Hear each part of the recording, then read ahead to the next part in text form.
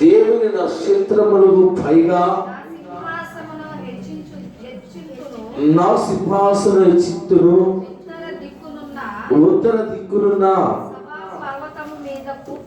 సభా పర్వతం మీద కూర్చుండును. మేఘ మండలం మీదకి ఎక్కుదును. మహోన్నతునితో నన్ను సమానులుగా చేసుకుందునని నీవు మనసులో అనుకుంటివి కదా. పాతాళమునకు నరకములో దేవునికి స్తోత్రం చెప్పండి. హల్లెలూయా. ఇప్పుడు ఎక్కడికి తోయబడిందంట? పాతాళములో అంటే నరకములో ఒక మూలన తొయ్యబడింది అని రాయబడిందండి. అక్కడ దేవుని వాక్యాన్ని మనం గమనించినట్లయితే మహోన్నతుడైన దేవునితో సమానము అనుకొని తన మనసులో ఏగలిగిందట, తన మనసులో గర్వించింది. దేవుని నిత్యము స్తుతించే ఈ ప్రధాన దూత ఏమైందంటే, ఈ దూత ఎక్కడితో ఇవ్వబడిందంట? ఇది లూసిఫర్ అంటే దేవుని దూతగా ఉన్న ఈ దూత పాతాళములో ఒక మూలకు తొయ్యబడింది. కారణం ఏంటో తెలుసా? దేవునితో సమానముగా అనుకుందండి. ఎవరితో సమానంగా పోల్చుకుంది? దేవునితో సమానం అనుకుని పోల్చుకోవటం వలన దేవుడు పాతాళంలోనికి నెట్టి వేశాడు. దేవునికి స్తోత్రం. ఈ రోజున ఈ స్థలంలో ఉన్న మనము దేవుని విషయంలో ఎలా ఉంటారంటే, మన ఏ కాడికి దేవుని యొక్క నామము హెచ్చిస్తూ ఉండాలి. కానీ దేవుడు మనకి ఇచ్చిన అవకాశాన్ని బట్టి మనం గర్వించకూడదండి. మనం గర్వించడం వలన ఏమైందో తెలుసా? నువ్వు మరలా నీ జీవితంలో దేవుడిని నేను వాడుకోడు. దేవుడు నేను వాడుకోడు. మరలా దేవుడు నీకు ఎప్పుడు కూడా అటువంటి అవకాశం అనేది ఇవ్వడు. ఎందుకంటే నీ మనసులో ఏమని ఆలోచించావంటే, నీ మనసులో గర్వించావు. ఏమిచ్చావండి? ఒకవేళ నేను చదువుకోకపోయినా, వినండి బాగా వాక్యం వినండి, మీరు ఏదైనా చదువుకొని నేనేదైనా మీకు అవకాశం ఇచ్చి వాక్యం చెప్పమంటే, మీ యొక్క తెలివిని బట్టి వాక్యం చెప్పి మేము పాస్టర్ గారి కంటే బాగా ఎవరన్నా మేము పాస్టర్ గారి కంటే బాగా వాక్యము చెప్పగలము, మేము చెప్పినట్లుగా ఆయన కూడా పర్వాలా నువ్వు చెప్పగలిగితే నువ్వు తగ్గించుకుంటే ఇంకా నాకంటే దేవుడు గొప్పగా నిన్ను వాడుకుంటాడు. నీలో కనిపించింది చూసి ఆ మాటను బట్టి నువ్వు కింద పడిపోవడానికి అవకాశం ఉంది. దేవునికి స్తోత్రం చెప్పు. హల్లెలూయా. ఎందుకంటే సమర్పణ కలిగిన సేవకుని నువ్వు పక్కకు తోసి నువ్వు గర్విస్తున్నావు కనుక మరలా దేవుడు నీకు అవకాశం ఇవ్వడు. ఎవరివ్వడు? దేవుడు నీకు అవకాశం ఇవ్వడు. మరలా దేవుడు నిన్ను వాడుకోవడానికి ఆయన ఇష్టపడడు. నువ్వు తగ్గించుకొని నువ్వు దేవుడు వాక్యాలు బోధిస్తే దేవుడు మరలా నిన్ను వాడుకోవడానికి ఆయన ఇష్టపడతాడు. దేవునికి స్తోత్రం. నీలో గర్వాన్ని తీసుకొచ్చింది ఎవరు? ఇప్పుడు సాధారణ గర్వం వచ్చి పడిపోయినట్లుగా నువ్వు పడిపోవడానికి కారణం కూడా వాడే.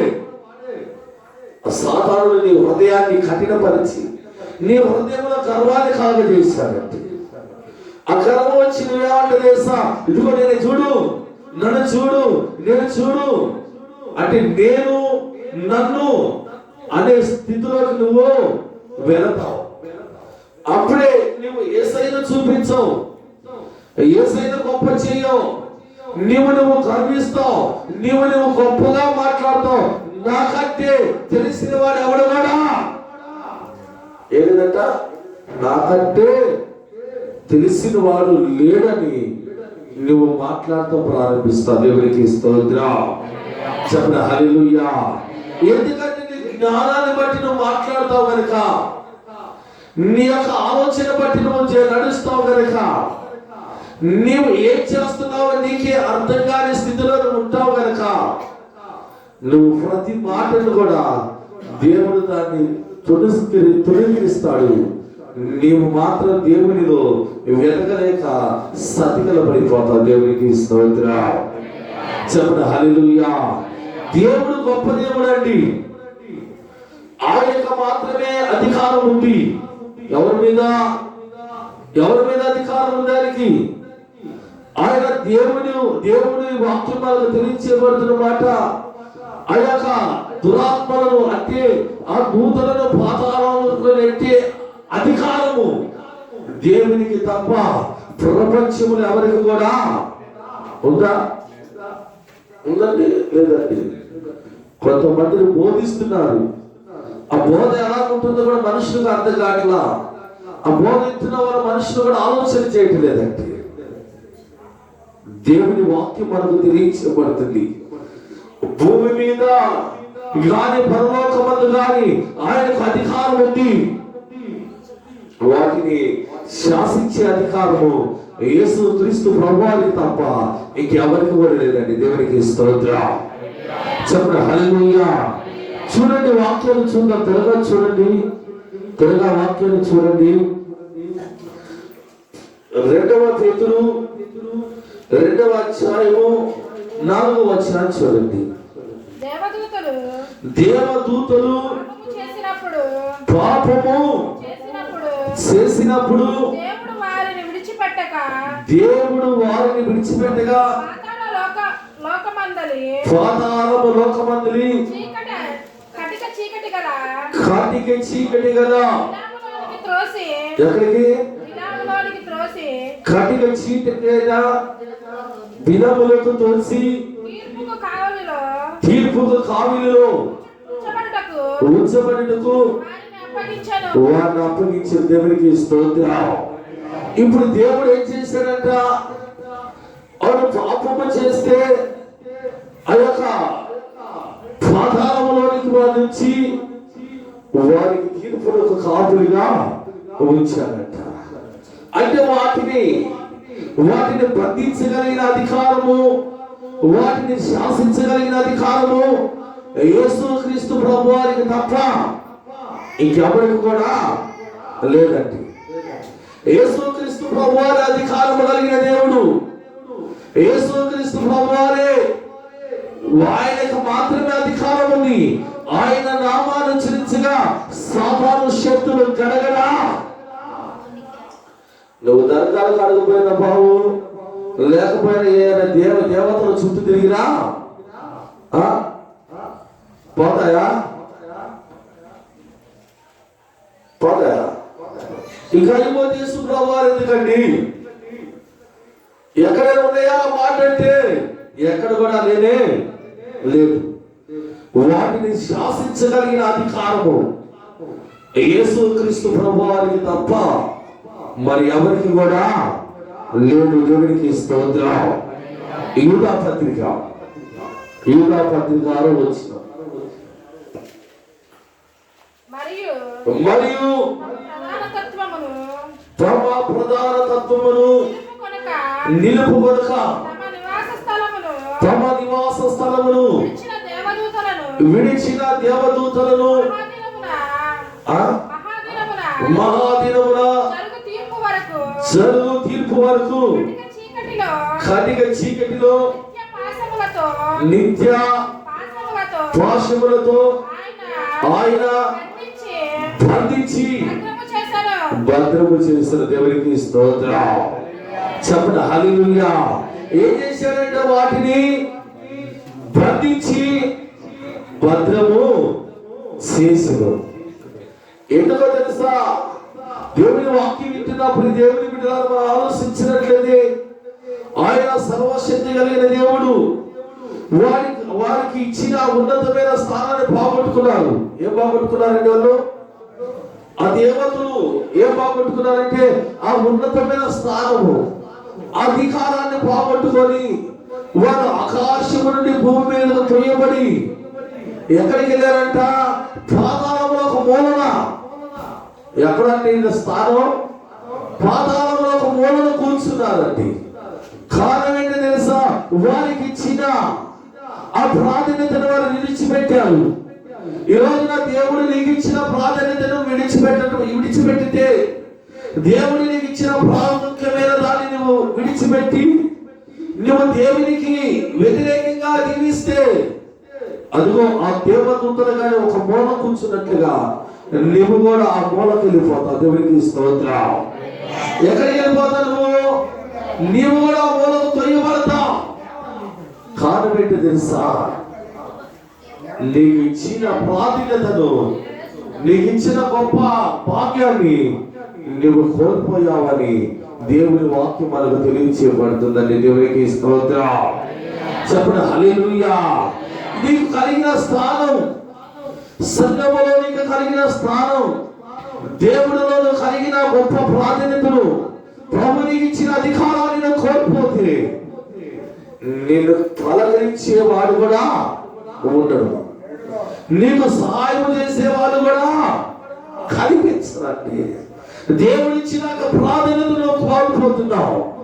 దేవుడిచ్చిన ఒక గొప్ప భాగ్యాన్ని విడిచిపెడుతున్నావు.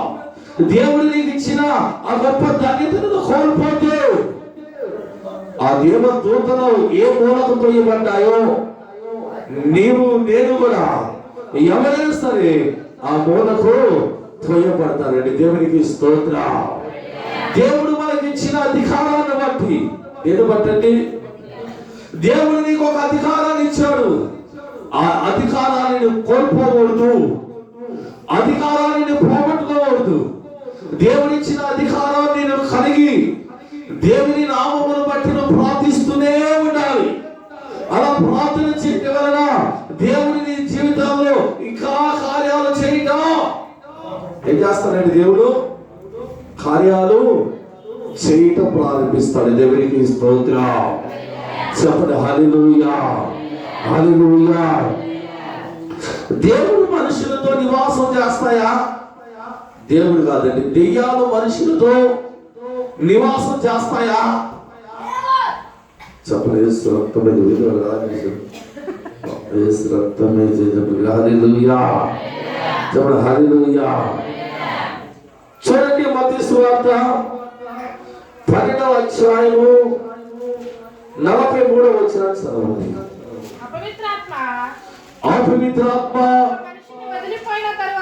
ఒక మనిషిని బాగా గమనించండి, వాక్యాన్ని మీరు ఆలోచించండి. అపవిత్రాత్మ ఒక మనిషిని విడిచి వెళ్ళిపోయిన తర్వాత అది విశ్రాంతి వెతుకుతూ నీరు లేని చోట్లల్లా తిరుగుచుండెను. విశ్రాంతి దొరకనందున నేను వదిలి వచ్చిన ఆ వ్యక్తికి తిరిగి వెళ్ళదు అనుకొని వచ్చి ఆ ఇంట్లో ఎవరు లేక అది ఊడ్చి అమర్చబడి చూసి వెళ్ళి తనకంటే చెడ్డవైన 7 దెయ్యాన్ని వెంట పెట్టుకొని వచ్చును. దేవునికి స్తోత్రం చెబుతారా? చెప్పండి హల్లెలూయా. ఒక అపవిత్రాత్మ ఒక మనిషిని వదిలి వెళ్ళిన తర్వాత, ఎందుకో ఒక అపవిత్రాత్మ ఒక మనిషిని వదిలి వెళ్ళిపోతుంది? ఈ రోజున చాలా మంది మొదటి స్థితి కంటే ఇప్పుడు వారి స్థితి మరి ఘోరంగా ఎలాగుందండి? మహా ఘోరంగా ఉంది. కారణం ఏంటో తెలుసా? అపవిత్రాత్మ విడిచి వెళ్ళిన తర్వాత వీరిలో జాగ్రత్త లేదు. ఏ లేదండి అమ్మా? ఏ లేదు? జాగ్రత్త లేదు. ఎందుకంటే వాళ్ళు జాగ్రత్తగా ఉండాల. వారు జాగ్రత్తగా ఉండి ప్రార్థన చేస్తూ, జాగ్రత్తగా బైబిల్ వాక్యాన్ని చదువుకుంటూ, ఉపవాసాలుంటూ ప్రార్థన చేస్తూ దేవునికి దగ్గరగా ఉంటే ఆ అపవిత్రాత్మ మరి తిరిగి వస్తుందా? మరి తిరిగి రావడానికి కారణం ఏంటంటే ఆ పవిత్రాత్మ ఆ మనిషిని విడిచిపెట్టిన తర్వాత, అనగా నువ్వు గ్రంథంలో బాగా ప్రార్థన చేశావు, గ్రంథంలో బాగా పాటలు పాడావు, గతంలో బాగా వాక్యం వినేదానివి, ఉపవాసాలు ఉండేదానివి, దేవుని సన్నిధికి పరుగులా వచ్చేదానివి. ఇప్పుడు రావట్లేదే. ఇప్పుడు పాటలు పాడుతున్నా, మరి ఆరాధన జరిగిన వాక్యం చెప్పే టయానికి చిన్నగా నిదానంగా, అంతకుముందు పరుగులు పరిగెత్తేదానివి, అంతకుముందు ఉపవాసాలను ప్రార్థించేదానివి, అంతకుముందు ఉపవాసము ప్రార్థనా కూడికకు హాజరయ్యేదానివి. ఇప్పుడు ఎందుకు రావట్లా? ఇప్పుడు రాకపోవడానికి కారణం ఏంటి? ఇప్పుడు ప్రార్థన చేయకపోవడానికి కారణం ఏంటి? ఇప్పుడు వాక్యం వినకపోవడానికి కారణం ఏంటి? ఈరోజు ఉపవాసం ప్రార్థన చేయకపోవడానికి కారణం ఏంటి? ఎందుకని నీవు అలాగా జీవిస్తున్నావు? ఎందుకు నువ్వు అలాగ నడుస్తున్నావు? నీ మొదటి స్థితి ఏమైంది? ఈ రోజున ఆ ప్రార్థన ఏమైంది? ఆ ఉపవాసం ఏమైంది? ఆ భక్తి ఏమైందంటే, ఎవరైనా ఒక చిన్న రాయిస్తే 10 రాళ్ళు ఇసిరేస్తున్నాం. ఏం చేస్తున్నాం అండి? ఎవరైనా ఒక రాయి ఇసిరేసారనుకో, వాళ్ళ దేవుడికి అప్పగించాలనుకోవు, వాళ్ళ మీద 10 రాళ్ళు ఇసిరేస్తున్నాం. నువ్వు ఒకటేస్తే నేను 10 వేస్తానని. ఏంటండి? ఏమైపోయింది? దేవునికి దూరం అయిపోయావు. ప్రార్థన లేదు, బైబిల్ వాక్యం చదువుకోవటలా, మందిరానికి రావటలా, సంఘములో కూడా ప్రార్థన లేదు, ఉపవాసం లేదు, దేవునికి దూరం అయిపోయావు. ఇలా దూరం అయిపోయిన తర్వాత ఆ విడిచిపెట్టేది పని చూసావు. ఏది విడిచిపెట్టేది? ఏందో చెప్పండమ్మా, ఏం చెప్పండి, ఇది మాత్రం చెప్పండి. దేవునికి స్తోత్రం చెప్పండి. హల్లెలూయా. ఆ విడిచిపెట్టింది ఏంటది? ఆ విడిచిపెట్టింది ఏంటంటే, అది ఏంటంటే ఆ దురాత్మ. అది నీలో ఉండగా నువ్వు పిచ్చి పనులన్నీ చేసి నీ లోకంలో ఉన్నావు. దేవుడు నిన్ను దర్శించి ఆయన కలవర శిలవరత్వంలో నిన్ను కడిగి ఆయన బిడ్డగా నిన్ను స్వీకరించాడు కనుక ఆ దురాత్మ అక్కడ నిన్ను విడిచి వెళ్ళిపోయింది. ఇప్పుడు దేవునికి దూరమయ్యావు కనుక ఇక వాడు వచ్చి వాటికంటే చెడ్డ ఆత్మలు మరి 7 తీసుకొని వచ్చి అవి నీలో ఉండి నీతో కలిసి ఉంటాయట. దేవునికి స్తోత్రం. అప్పుడు నీ స్థితి ఏమైపోతుంది? ఆలోచిస్తున్నావా? గతంలో ఉన్న జీవితం నీకు లేదు కదా, ఇప్పుడేమో బాధపడుతున్నా. నాకు ఈ బలహీనత ఎందుకు వచ్చింది? నాకు ఈ బాధ ఎందుకు వచ్చింది? నాకు ఈ బాధ తగ్గిపోవాలి, నా బలహీనత పోవాలని నీవు ఆలోచిస్తున్నావే కానీ ఈ బలహీనత కలగడానికి కారణం ఏందని నువ్వు ఆలోచించి ఎప్పుడైనా మరొకసారి దేవుని సన్నిధిలో నీలో ఉన్న లోపాన్ని ఒప్పుకుంటావా? నీలో ఉన్న లోపాన్ని ఒప్పుకోవు. మరలా దేవుని సన్నిధిలో ప్రార్థన చేయవు. నీలో ఉన్న లోపాన్ని ఒప్పుకోకుండా నువ్వు దేవుని సన్నిధిలో పశ్చాత్తాపపడి ప్రార్థన చేయనంత కాలము ఆ దురాత్మను నిన్ను, నీ కుటుంబాన్ని, నీకు కలిగిన సమస్తాన్ని విడిచిపెట్టావు. అవి రకరకాలైన ఇబ్బందులు కలగజేస్తాయి, రకరకాలైన బాధలు కలగజేస్తాయి, రకరకాలైన అనారోగ్యాన్ని కలగజేసి నిన్ను తీసుకెళ్లి నడి రోడ్డు మీద వాడు నిన్ను నిలబెడతాడని. దేవునికి స్తోత్రం. వాడికి అవకాశం ఇచ్చింది నువ్వు కాదా? అవకాశం ఇచ్చింది నువ్వు. అవకాశం ఇవ్వబట్టే కదా వారిని కుటుంబం మీద దాడి చేస్తున్నాడు, వారిని కుటుంబాన్ని చెలాచెదరం చేస్తున్నాడు. దేవుని వాక్యంలో ఒక మాట ఉందండి, వాడు గర్జించిన సింహం అని ఎవరిని ఎప్పుడు మింగుదామని వారు తిరుగుతూ ఉన్నాడట. దేవునికి స్తోత్రం. చెప్పడం హల్లెలూయా. ఒక విశ్వాసి రక్షించబడితే వాడు పక్కనే ఉంటాడంట. వాడు ఎక్కడుంటాడంటే వాడు పక్కనే ఉంటాడు. ఆ విశ్వాసి బలపరచబడకుండా బలహీనపరుస్తూ ఉంటాడండి. ఆ విశ్వాసి అవకాశం ఇచ్చాడా, ఇక ఈ మనిషి రావాలి, నీ కొరకు నేను ఒక నరకాన్ని సిద్ధపరిచానంటాడు. దేవునికి స్తోత్రం. చెప్పండి హల్లెలూయా. యేసుక్రీస్తు ప్రభువారు మనకు పరలోక రాజ్యాన్ని ఇచ్చాడండి. సాధారణ ఏమంటున్నాడు తెలుసా? మీకు ఆయన పరలోక రాజ్యం ఇచ్చాడు, ఈ భూమి మీద అన్ని నేను మీకు ఇచ్చాను. ఏమి ఇచ్చానంట? ఈ భూమి మీద అన్ని ఇచ్చాను. ఆయన మీకు పరలోకం ఇస్తే నేను మీ పాతాళాన్ని ఇస్తున్నాను అన్నాడండి. ఏమిస్తున్నాడంటే వాడు మనకి అర్థమైందా? యేసయ్య ఏమిస్తున్నాడు మనకి? పరలోక రాజ్యం ఇచ్చి పరిశుద్ధంగా బ్రతకమంటే వాడు అంటున్నాడు ఆయన ఇవ్వలేని కూడా నేను మీకు ఇస్తున్నాను. ఇదిగో ఈ అన్ని కూడా నాయేగా, ఈ లోకమంతా నాదేగా, ఈ లోకములో ఉన్నవన్నీ కూడా నాయేగా. నువ్వు కోరుకున్న ప్రతి ఆశను నేను నెరవేర్చట్లేదా? నీ ఆశను నేను నెరవేర్చట్లేదా? నువ్వు కావాల్సిన ఆ పాపపు సంబంధమైన కోరికలు నేను తీర్చట్లేదా? నువ్వు కలిగి ఉన్న ఆ పాపపు సంబంధమైన ఆలోచనలు నేను నెరవేర్చట్లేదా? ఇవన్నీ ఆయన నీకు చేశాడా? ఇవన్నీ ఆయన నీకు చేయలేదు కదా. ఇవన్నీ ఆయన నేను నీకు ఇవ్వటమే కాదు, ఆయన నీకు పరలోకం ఇస్తే నేను నీకు నరకాన్ని ఇస్తున్నాను అన్నాడండి. ఇప్పుడు ఏమిస్తున్నాడంటే సాతానుడు మనకి?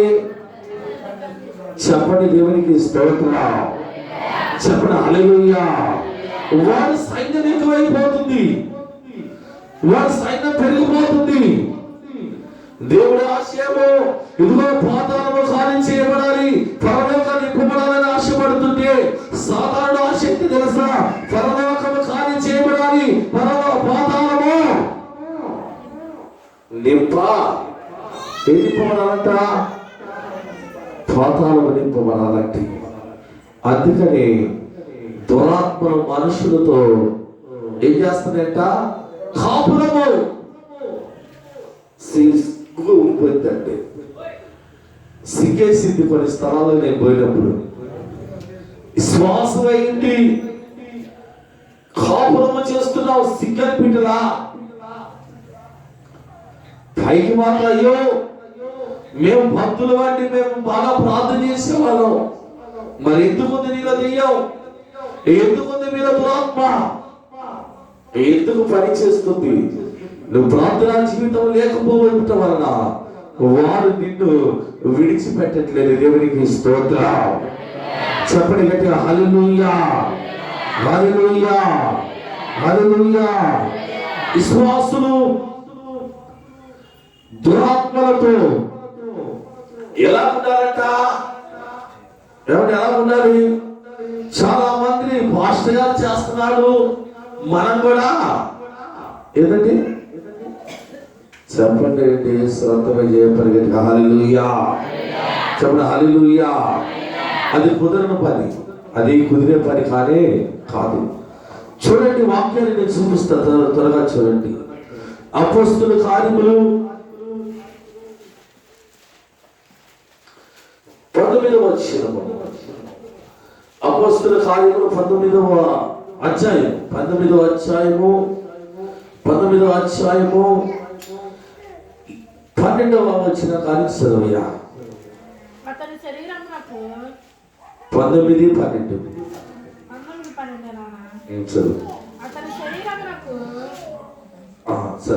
అతని శరీరానికి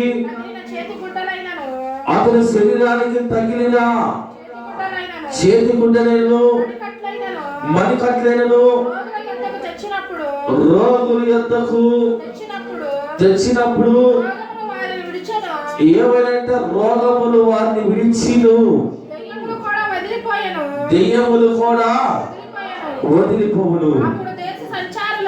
అప్పుడు దేశ సంచారులను మాంత్రికులైన కొందరు యూదులు పౌలు ప్రకటించుచు యేసు తోడు మిమ్మల్ని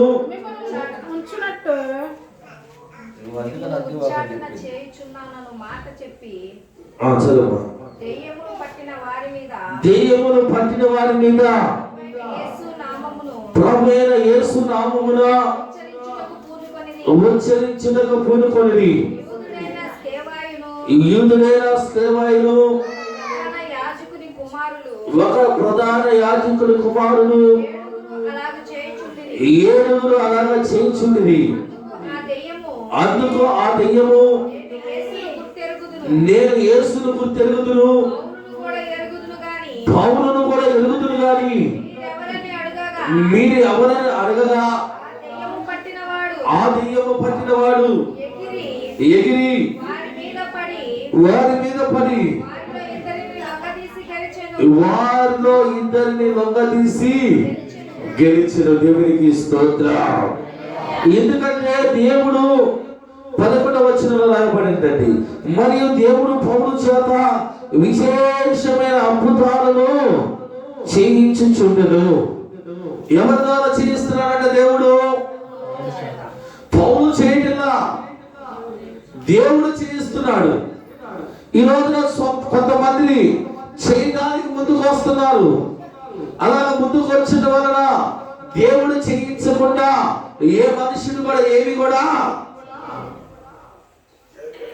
ఆ సమయంలో అలాగా అద్భుతాలు జరుగుతుండగా కొంతమందిని పూనుకున్నారు. ఇదిగో ఆ పౌలు ఉచ్చరించే ఆ యేసునామాన్ని మనం కూడా ఉచ్చరిద్దాం. పౌలు ద్వారా జరిగించింది ఆయన ఆ నామాన్ని ఉచ్చరించినప్పుడు జరిగింది కదా, మనం కూడా ఉచ్చరిద్దామని కొంతమంది అలాగే 7 అలాగే తయారైపోయారండి. వారు వెళ్ళి ఒక దెయ్యము పట్టిన మనిషి ఎందుకు వచ్చారు అడుగుతుండగా ఆ దెయ్యం అంటుంది, ఇదిగో పౌలు తెలుసు. ఎవరు తెలుసంట? యేసు కూడా. యేసు తెలుసు, పౌలు కూడా తెలుసు. అసలు మీరెవరో? ఎవరంటారు? మీరెవరో నాకు తెలియదు కాదు. వాళ్ళ మీద పడి వారి మీద కలబడి వంగదీసి వారిని గెలిచిందంట. దేవునికి స్తోత్రం. చెప్పిన హల్లెలూయా, చెప్పిన హల్లెలూయా. చాలా మంది అనుకుంటారండి, దెయ్యాలకు ఏం తెలియదు అనుకుంటారు. దురాత్మలకు అన్ని కూడా ఏం తెలుసంట? దురాత్మలకు అన్ని తెలుసు. ఒక రోజున నేను ప్రార్థిస్తున్నా, ఒకరు ఫోన్ చేశారయ్యా, ఈ మనిషి చాలా ఇబ్బందికరంగా ఉంది, నువ్వు రావాలని. నేను ఇక్కడ బయలుదేరా. అది వెంటనే నాకు తెలుసంట, నేను ఇక్కడ బయలుదేరడం కూడా నాకు తెలుసంట. ఆ ఊరు కాకుండా పక్క ఊళ్ళో తీసుకెళ్ళి పెట్టింది ఆయన. ఇక ప్రార్థన చేస్తున్న మనిషి వరకు, ప్రభా ఏంటి ప్రార్థిస్తున్న, ప్రభా సహాయం చేయమని. ఏమర్థం కావట్లా, బయటికి రాట్లా. అప్పుడు అడిగాను, అమ్మా నువ్వేనా ఇక్కడ ఎంతమంది ఉంటా? అయ్యా మా ఆయన ఉంటాడు, ఆయన మరి పక్కూరు పోయాడయ్యా, తీసుకొస్తారా అన్న.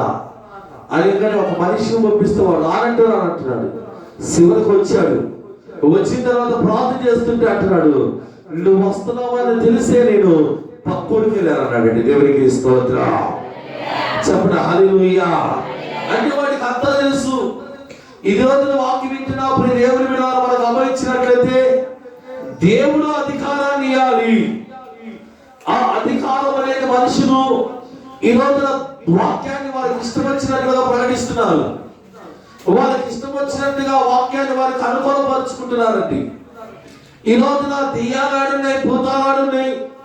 ఇదిగో అక్కడికి వెళ్ళినా పోతే, ఇక్కడికి వెళ్ళినా పోతే, నీలో బలం లేదు కనుక, దేవుని నామాన్ని నువ్వు గుర్తెరగలేదు కనుక, నీవు దేవుని మహిమపరచాల్సిన నీవు ఎవరిని మహిమపరుస్తున్నావు? దెయ్యాలను మహిమపరుస్తున్నావు. నువ్వు దెయ్యాలను కనపరుస్తున్నావు అండి. యేసు నామాన్ని ఉచ్చరిస్తే సాతాను ఏమైపోతుందట? గడగడలాడాల్సిందే. దేవునికి స్తోత్రం. దేవుడు పౌలు చేత ఈ రోజున వాక్యం వింటున్నా దేవుని బిడ్డలారా, వాళ్ళు జాగ్రత్త లేకుండా దురాత్మలు ఎదుకెళ్ళి వాళ్ళేదో ప్రార్థన చేస్తే తొలగిపోతాయి అనుకున్నారు. ఆయన చేస్తున్నాడుగా, తొలగిపోతున్నాయిగా, మేము చేస్తే తొలగిపోతాయి కదా అని ఆయన ప్రార్థించడానికి కారణము దేవుడు పౌలును ఎన్నుకున్నాడండి. దేవుడు తనకు అధికారం ఇచ్చాడు కనుక దేవుడు పౌలు చేత కార్యాలు జరిగిస్తున్నాడు. ఇక్కడ కూడా చాలా మందిని మా మీద రకరకాలైన చాలా ఇబ్బందికరమైన మాటలు వచ్చాయి. అయితే నేను ఈ సమయంలో మాట చెబుతున్నాను, దేవుని సేవకుని దేవుడు వాడుకుంటున్నాడు కనుక అటువంటి కార్యాలు ఇక్కడే కాదు, పక్క గ్రామాలు, అనేక గ్రామాలు కూడా దేవుడు మా ద్వారా దేవుడు జరిగిస్తున్నాడు. దేవునికి స్తోత్రం. ఈ మాట చెప్పడానికి ఏమాత్రం కూడా భయం లేదు. ఈ మాట చెప్పడానికి ఏమాత్రం కూడా సందేహం లేదు. ఎందుకంటే దేవుడు మా ద్వారా ఎన్నో అద్భుతమైన కార్యాలు జరిగించాడు కనుక దేవుడు ఈ గ్రామంలో కాదు, అనేక గ్రామాల్లో కూడా మరణ పడకల మీద ఉన్నారు, లేపబడ్డారు. ఎవరు జరిగించారు ఆ కార్యాన్ని? చెప్పండి, ఎవరు జరిగించారు? దేవుడు చేశాడండి. దేవునికి స్తోత్రం. చెప్పండి హల్లెలూయా, హల్లెలూయా. నువ్వు ఎంతసేపు నీ జ్ఞానమే, ఎంతసేపు నీ యొక్క ఆలోచనే. అదంటే నేను చదువుంది, నేను ట్రైనింగ్ చేశాను, నేను అన్ని తిరగేశానంట. నువ్వు ఎన్ని చేసినా పరిశుద్ధాత్మ అనే ఒక వరం నీకు లేకపోతే, నువ్వు ఎంత చేసినా, ఇంత గొప్పవాడివేనా, నువ్వెంత మేధావైనా, ఎంత జ్ఞానివేనా, నీ జ్ఞానం అంతా కూడా వ్యర్థమైపోతుంది. దేవునికి స్తోత్రం. జ్ఞానమును సిగ్గుపరచడానికి జ్ఞానము లేని వారిని దేవుడు చెప్పండి. ఎవరంట? నేను అనేక స్థలాలకు వెళ్ళినప్పుడు నాకు అనిపించింది, ఈ నేనా నన్నా దేవుడు వాడుకుంటుంది అనిపించింది అండి. అప్పుడు నాకు వాకింగ్ జ్ఞాపకం వచ్చింది. జ్ఞానమును సిగ్గుపరచడానికి జ్ఞానము లేని నిన్ను నేను ఏర్పరచుకున్నాను అన్నాడు దేవుడు. దేవుడికి స్తోత్రం. చెప్పండి హల్లెలూయా. దేవుని వాక్యం వింటున్నప్పుడు దేవుని బిడ్డలారా మనం గమనించినట్లయితే ఆయన గొప్ప దేవుడు, గొప్ప కార్యాలు చేస్తాడండి. అయితే మన జీవితంలో ఏం కలిగి ఉండాలి? మనం అనుదినము కూడా ఎక్కడ నేర్చుకోవాలి? ఎవరికి చెప్పండి? దేవునికి స్తోత్రం చెప్పండి గట్టిగా హల్లెలూయా. చెప్పండి హల్లెలూయా, హల్లెలూయా. ఈ బైబిల్ చదువుతాం, ప్రార్థన లేదు. ఈ మాటలు చెప్పగలుగుతావా? చెప్పగలుగుతారా? సరే నేను ప్రార్థన చేస్తున్నా, ఈ బైబిల్ చదవకుండా వాక్యాన్ని చెప్పగలుగుతావా అంటే, చదువు లేకపోతే దేవుడు ఎక్కడ ఏ వాక్యాన్ని చెప్పించాలో ఆయనకు తెలుసు, చెప్పగలుగుతాడు. అంతేగాని అది మన తెలివి కాదు. ఎవరిచ్చింది అది? ఆ తెలివి, ఆ జ్ఞానము, ఆ విషయాన్ని ఎవరిచ్చారు? దేవుడు ఇచ్చాడు కనుక దేవుడు నడిపించగలడు, దేవుడు జరిగించగలడు అండి. దేవునికి స్తోత్రం. చెప్పండి హల్లెలూయా. దేవుని యొద్ద మీరు నమ్మండి, ఉపవాసము ప్రార్థన కోడికలో దేవుడు బలమైన కార్యాలు జరిగించబోతున్నాడు. దేవుడు అద్భుతమైన కార్యాలు జరిగిస్తున్నాడు. దేవుడు ఒక ఆశ్చర్యకరమైన కార్యాలు జరిగిస్తాడు. మీరు నమ్మండి, విశ్వసించండి. ఏ మాత్రము కూడా ఎటువంటి అవిశ్వాసమైన ఆలోచన అనేది నీ హృదయంలోనికి రానియద్దు. నీ ఆలోచన, నీ యొక్క ఆలోచన పక్కకు మళ్ళించొద్దు. నువ్వు దేవునితో సహవాసము చేయి, దేవుని సన్నిధిలో నువ్వు ప్రార్థన చెప్పండి గట్టిగా హల్లెలూయా. చెప్పండి హల్లెలూయా. అంటే అలాగే దేవునితో మనం కలుస్తున్నావా అంటే ఈరోజు ఎవరైనా 1 గంట ప్రార్థన చేసిన వాళ్ళు ఉన్నారా? చెప్పండి. 1, 2 చెప్పండి. దేవునికి స్తోత్రం. 3 ఇంకా గంట అయ్యా నేను ఖచ్చితంగా యథార్థంగా నేను గంట ప్రార్థన చేసిన వాళ్ళు ఉన్నట్లయితే ఒక్కసారి మీ గుడి వస్తుంది చూపింది, నీ గంట ప్రార్థన చేశానయ్యా అన్నాడు. దేవునికి స్తోత్రం. ఇంకెవరు ఉన్నారా? చూడండి ఈరోజు చేయలేదు. దేవునికి స్తోత్రం. అంటే వాళ్ళని తీసింది మీరు బాప్తిసాలు పొందినారు, మారు మనసు పొందుతున్నారు, బాప్తిసాలు పొందినారు, ప్రార్థన చేయగలిగే వాళ్ళు ఉన్నారు. ఏం చేయాలా? ఈరోజు ఎన్ని గంటలు పని చేశారు చెప్పండి? 7 గంటలు ఎందుకు? 6-7 గంటలు ఏంది? ఎక్కువ చేస్తుంటారు. చెప్పండి. 10 గంటలు చేస్తుంటారు. పోనీ ఎన్నింటికి పనికి లేదు చెప్పండి? మరి జీవిత లెక్క అంత 6ంటికి. అప్పుడు ఎన్ని గంటలు? 8 గంటలు పని చేసి ఇంతనా? కాదా? మీరు 8 గంటలు పని చేశారు. నేను ఈరోజు 9 గంటలు పని చేశాను. ఎన్ని గంటలు పని చేశా? మీరు ఒక గంట కూర్చున్నాము ఇదని అంటారు. మీ సమయం ఎక్కువ ఎక్కడ గడిపారు చెప్పండి? ఏదమ్మా పడతలేదు చెప్పండి అమ్మా గట్టిగా. దేవుడికి స్తోత్రం చెప్పండి అమ్మా. ఏ స్తోత్రం చేయం చెప్పండి. హల్లెలూయా, హల్లెలూయా, హల్లెలూయా, హల్లెలూయా. ఎన్ని గంటలండి?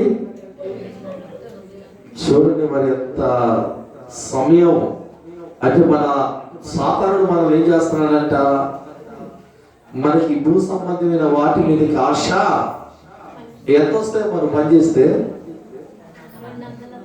ఎంత 200 ఎంత వస్తే నేను చెప్పినట్టు చేస్తారు, మీరు 200 ఇస్తా అలా చేయరు. పోనీ రాండి ఒకరోజు వచ్చి ఉపవాసం ప్రార్థన చేయండి, ఎంతమంది వచ్చినా నేను 200 ఇస్తాను. ఎప్పుడు దాకా? పాస్టర్ గారు పైనుంచి డబ్బులు వస్తున్నాను, వస్తానే పైనుంచి, పైనుంచి వస్తాయి. దేవునికి స్తోత్రం చెప్పండి గట్టిగా హల్లెలూయా. అంటే నేను ఎందుకు ఈ మాట చెబుతున్నానంటే మీరు ఆలోచించండి. 200 కోసం ఎంత? 200 కోసం నువ్వు వెళుతున్నావు. బాగా వినండి. కామా ప్రార్థన లేకుండా ప్రయాణం చేస్తుంది. ఏం చేస్తుంది? ప్రయాణం చేస్తుంటే వీళ్ళు పనికి వెళ్ళే వాళ్ళు ఎలా చేస్తారు ప్రయాణం? పనికి వెళ్ళే వాళ్ళు ఇంకా ఉడకటమే. ఇంకేంటంటే లేచామా, వండుకున్నావా, క్యారేజీ పెట్టుకున్నా, క్యారేజీ వదిలిపోవచ్చుగా. మనిషి చేతుల 10 చేతుల కంట ఒకటి ఉండితే క్యారేజ్ ఒకటి ఉండింది. నేను బాగా మీకు చేయండి, క్యారేజ్ ఒకటి కంట ఒకటి. ఈ క్యారేజ్ వదిలిపెట్టుకోవచ్చు వాడు పనికి. అమ్మో క్యారేజ్ వదిలిపెడితే వామ్మో మన ఆఖరి శ్రేణిలో పడిపోతే ఇబ్బందిగా.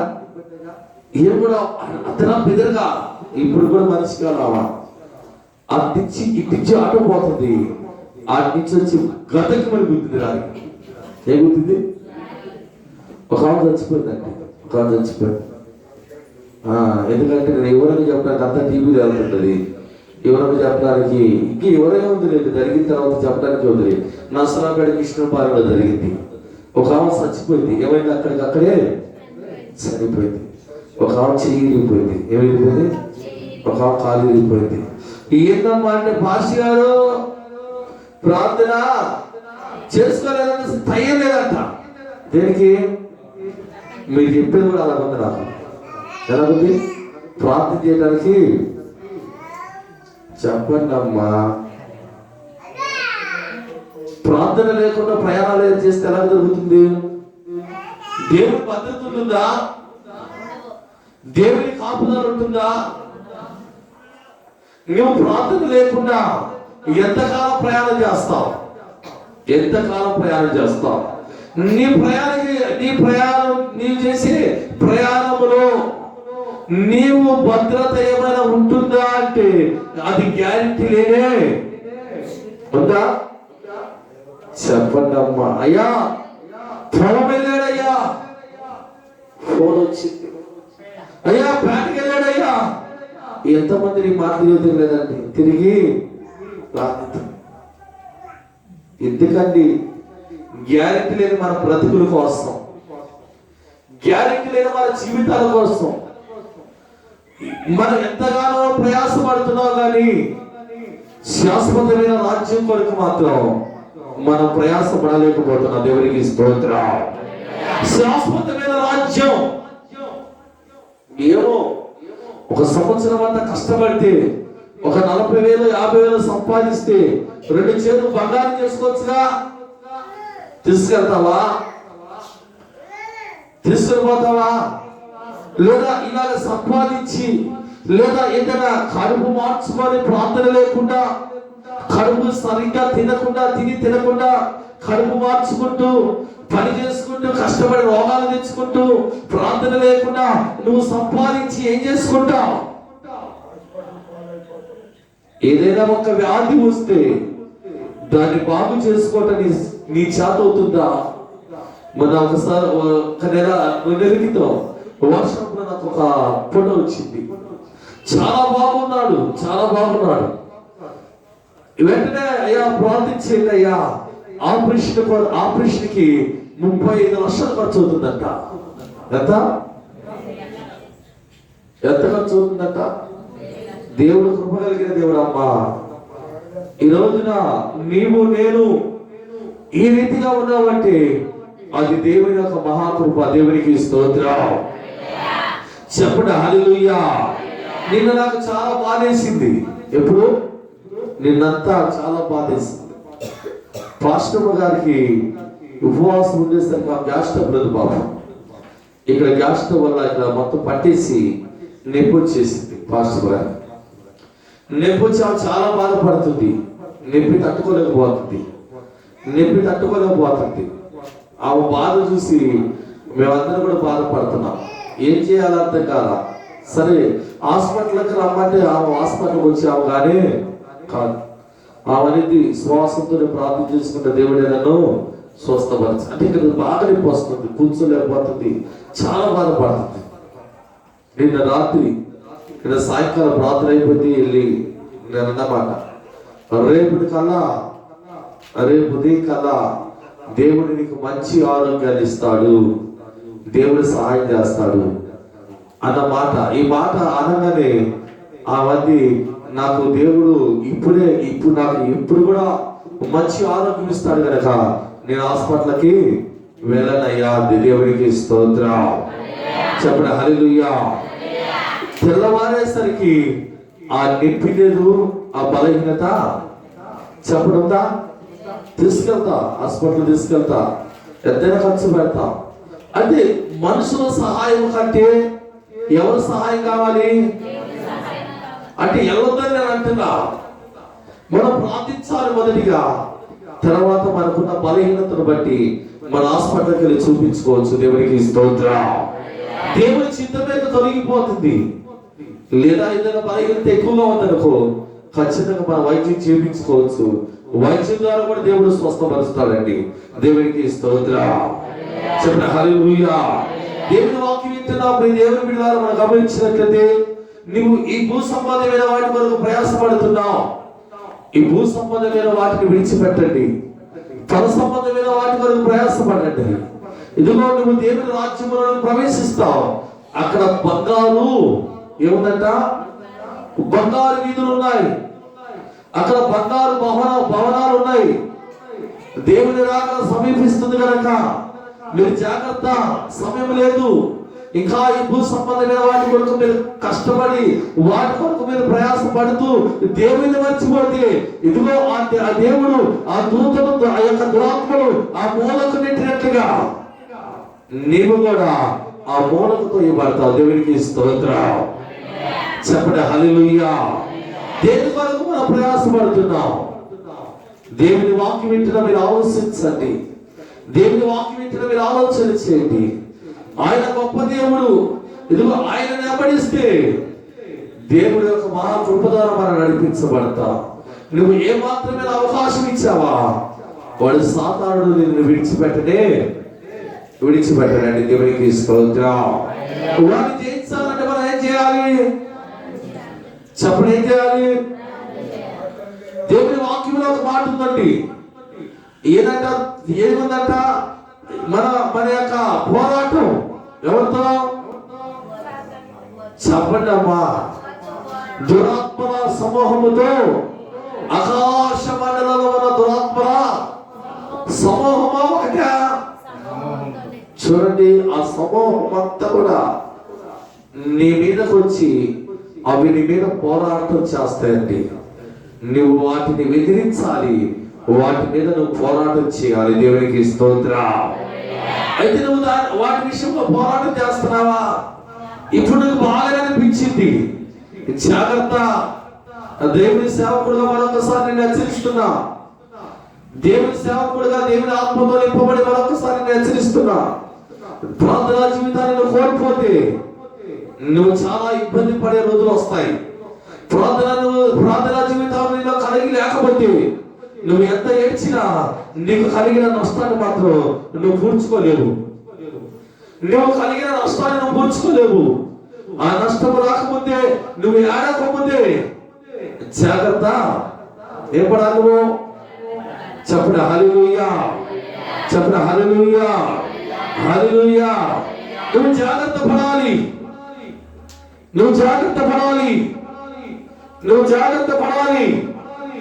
అటువంటి నష్టం నీ కళ్ళ ముందు కనిపించక ముందే, అలాగే నువ్వు దుఃఖంలోకి వెళ్ళకముందే, అది రాకముందే నువ్వు జాగ్రత్త. చెప్పండి హల్లెలూయా. యేసుక్రీస్తు ప్రభువు తన శిష్యులతో చెప్పాడు, మీరు ఇక్కడ ఉంటే మెలకువగలిగే ప్రార్థన ఏమన్నాడండి? మీరు శోధనలో ప్రవేశించుకున్నట్లుగా, అమ్మా శోధనలో ప్రవేశించుకున్నట్లుగా మెలకువగలిగే ప్రార్థన ఎవరంటే మెలకువగలిగే ప్రార్థన. వాళ్ళు ఏం చేశారంటే నిద్రపోయారంట. రాని వచ్చింది శోధన. యేసు ప్రభు వారిని మరి బంధించడం జరిగింది. శిష్యులంతా కూడా పారిపోయారండి. దేవునికి స్తోత్రం. పేతురు అంటున్నాడు, అదిగో ఆయన మెలకువగా ఉండండి, మెలకువగా ఉండండి అంటే ఏమాత్రం కూడా మేము వినలేదయ్యా, ఏమాత్రం కూడా మేము లెక్క పాపపుణ్యాన్ని చెప్పిన మాట ఈరోజు వాక్యం వింటున్నా. నువ్వు ఆలోచించాలి, ఇంకెంతకాలం నువ్వు ప్రయాణం చేస్తావు? ప్రార్థన లేని ప్రయాణం, ప్రార్థన లేని జీవితం నువ్వెంతకాలం కొనసాగిస్తావు? ఒకవేళ నీకు బాగానే అనిపిస్తుంది, జాగ్రత్త. నీకు బాగానే అనిపిస్తుంది, ఇప్పుడు నీకు కొద్దిగా డబ్బులు ఉండొచ్చేమో చేతిలో, నువ్వు చాలా ఉన్నతమైన స్థితిలో ఉండొచ్చేమో. ప్రార్థన లేని జీవితాలు, ప్రార్థన లేని కుటుంబాలు దురాత్మలు వాటిని వేరుతాయి అంట. దేవునికి స్తోత్రం. అవి కొన్నాళ్ళు బాగానే మురిపిస్తాయి. ఎలా ఉంటాయండి? కొన్నాళ్ళు బాగానే కనిపిస్తాయి. అది చూసి మనం కూడా అనుకుంటాం ఇది దేవుడి ఆశీర్వాదమే అనుకుంటాం. ప్రార్థన లేకుండా నేను దేవుడు ఎలా ఆశీర్వదిస్తాడా?